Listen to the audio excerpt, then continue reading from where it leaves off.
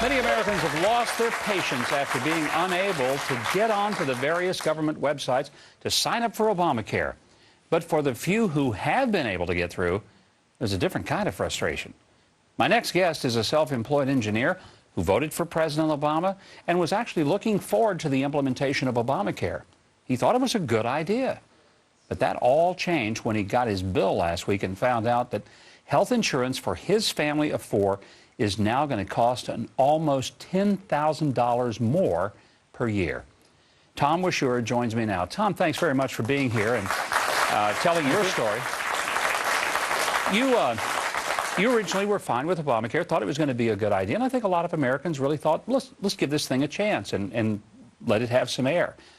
What happened when you saw what it was going to cost you and your family? Well, to be fair, what we found already isn't even the cost of Obamacare. What we found already is that just the risk pool sharing, the way they are not allowed to ask about precondition, conditions that you may already have or how healthy you are to begin with, that cost increase, because my family was healthy, has caused my insurance rates to go up $10,000, just short of $10,000. I think we're still yet to find out what the cost of Obamacare will be. That's going to be shared by everyone in the tax pool. But just the way that insurance has shifted has caused a huge upset in the cost for me. And what I'm finding is that I'm not unique in this situation. There's lots of people in my condition or my situation that have gotten really surprising letters recently. So, Tom, I mean, what you're saying is it's going up. You are a healthy family, so your insurance actually ought to be going down, not up, because the likelihood is fewer claims. But you're paying for all the sick people who are going to be coming into the system, so you've got to chip in. Now, here's the question. When you're going to be paying extra, some would argue, well, Tom, you're going to get a lot of extra things with this new policy.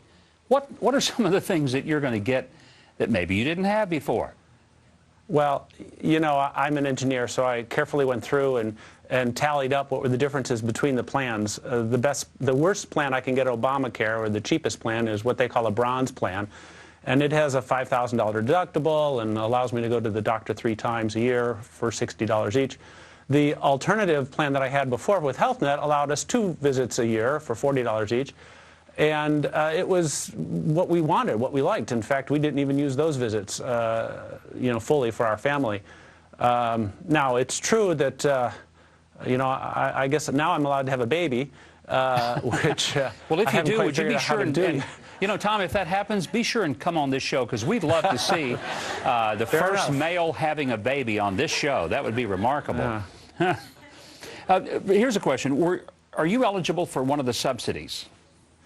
No, I'm not. And that, in fact, was one of the big shocks for me. Not that I wasn't. I work in Silicon Valley, and I earn over the $94,000 figure.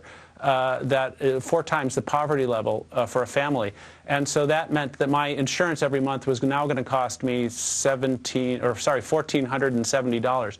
The big surprising point that I found out was that if I earned under $94,000, say $93,000, you would expect that now subsidy would kick in, and the big surprise was that my new rate would have then been $271. Even less than what I pay today. Wow. So there's a hockey stick curve that's in the implementation, and as you said going in, I am a big fan and actively would support providing health insurance for everyone who needs it. I feel a responsibility if my neighbors' kids come down sick with things, or my kids come down sick with things. That's the whole purpose of insurance. But the fact that such a hockey stick at $94,000, there's a lot of people who will appreciate this plan because they're going to get subsidies. But in the end, those have to be paid by someone. You know, I think that's the harsh reality that we all are beginning to realize, is that there is no free lunch and there's no free health care either. Tom, I appreciate your story, and thanks so much for coming and telling us about your experience. Great to have you here. Thank you, Governor.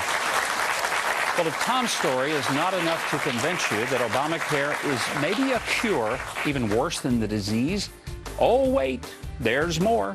Coming up, a young woman whose monthly cost for insurance more than quadrupled under Obamacare. You'll meet her next.